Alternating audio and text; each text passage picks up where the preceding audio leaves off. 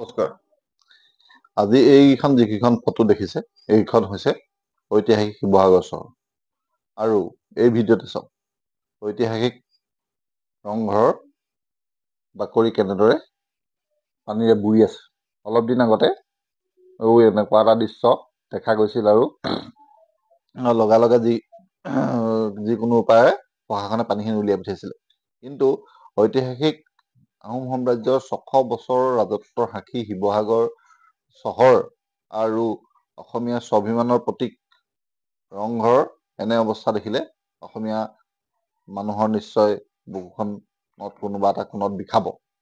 এতিয়া কথাটো হ'ল, অসমৰ সবাতোতকৈ কথকি বুলি যিজন বিধায়ক আছে, কথকি বিধায়ক, তেওঁ হৈছে অখিল গগৈ, সেইজন শিৱসাগৰৰ বিধায়ক। তাৰোপৰি শিৱসাগৰ নগৰখন শাসনাধিষ্ঠিত বিজেপি দখলত আছে। তাৰ পিছতো এনে অৱস্থা কিয় হবলৈ পাইছে, কাৰ অমনোযোগিতাৰ ফলত এনেকুৱা হৈছে। আৰু যিহেতু ৰংঘৰত এটা ডাঙৰ 400 কোটি টকীয়া প্ৰকল্প হাতত লোৱা হৈছে, তাৰ পিছতো তাৰ ড্ৰেইনেজ প্ৰকল্পটো কিয় এনেকুৱা হৈ আছে যে এজাক বৰষুণতে ৰংঘৰটো বুৰি যায়।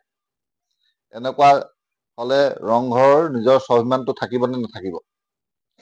আমি যদি চাওঁ যে বাকীবিলাক চহৰলৈ ড্ৰেইনেজ ছিষ্টেমবিলাক লাহে লাহে উন্নত কৰা হৈছে যাতে বানপানী নহয়, কিন্তু শিৱসাগৰৰ বা ইয়াৰ দাঁতিকাষৰীয়া অঞ্চলৰ ড্ৰেইনেজ ছিষ্টেমবিলাক আজিও কিয় উন্নত কৰা হোৱা নাই, এই সম্পৰ্কত এজন সচেতন নাগৰিকে তেখেতৰ মত ব্যক্ত কৰিছে।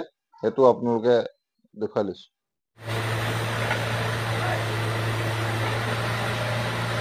আচলতে এই যিটো নলা আছে, ৰংঘৰৰ গোটেই পানীটো ওলাই যাবৰ কাৰণে এই নলাটোৱে আচলতে পানী ওলাই যায়। কিন্তু এই নলাটো বন্ধ হৈ থকাৰ কাৰণে আচলতে ৰংঘৰৰ ভিতৰৰ পানীটো ওলাই নাযায়।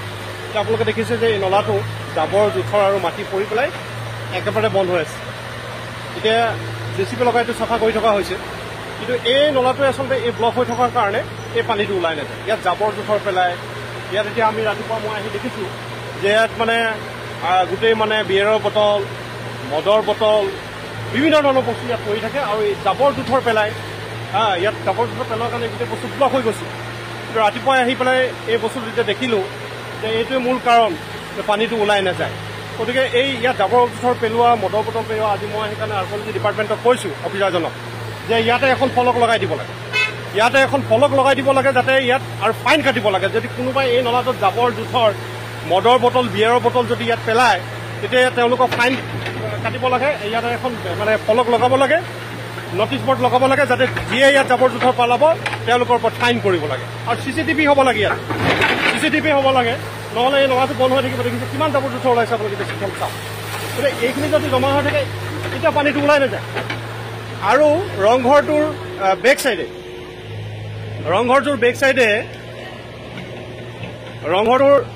বেক চাইডে ওম কনষ্ট্ৰাকশ্যনে কামটো কৰি আছে ৰংঘৰ প্ৰকল্প। সেইটো চাইডে এই চাইডেদি গোটেই পানীটো ওলাই যায়। এতিয়া ওম কনষ্ট্ৰাকশ্যনে কৈছে যে আমাৰ কাৰণে দিগদাৰ হোৱা নাই, তেওঁলোকৰ কাৰণে পানীটো ওলাই যোৱা নহয়, তেওঁলোকে আছে। কিন্তু মই কৈছোঁ যে ওম কনষ্ট্ৰাকশ্যনে যিটো কাম কৰি আছে সেইটো চাইডে পানীটো ওলাই যাবৰ কাৰণে ব্যৱস্থাটো গ্ৰহণ কৰিব লাগে, নহ'লে পানীটো ওলাই নাযাব। সেইফালে এটা পানী ওলাই যায় আৰু এইফালে এটা পানী ওলাই যায়। গতিকে দুইটা ব্যৱস্থা যদি নাথাকে তেতিয়া ৰংঘৰটো এনেধৰণে পানী থাকিবই। গতিকে এইটো শীঘ্ৰে কৰিব লাগে। যদি নকৰে তেতিয়া কিন্তু প্ৰতিবাদ কৰা হ'ব, আন্দোলন কৰা হ'ব। তেতিয়া কিন্তু জিলা প্ৰশাসন বিভাগে যে দল সংগঠনে আন্দোলন কৰে, প্ৰতিবাদ কৰে, এই কথাবিলাক ক'লে কিন্তু আমাৰ গাত কিন্তু তেতিয়া দুখ নাই। এখেত মহেন্দ্ৰ দিহিঙীয়াই কোৱা কথাখিনি আপোনালোকে নিশ্চয় শুনিলে। এখেতে একদম সঁচা কথা কৈছে। আপোনালোকে কি ভাবে, কাৰ অমনোযোগিতাৰ ফলত এনেকুৱা হ'বলৈ পাইছে? আপোনালোকে নিজৰ কমেণ্ট ছেকশ্যনত জনাব পাৰিব।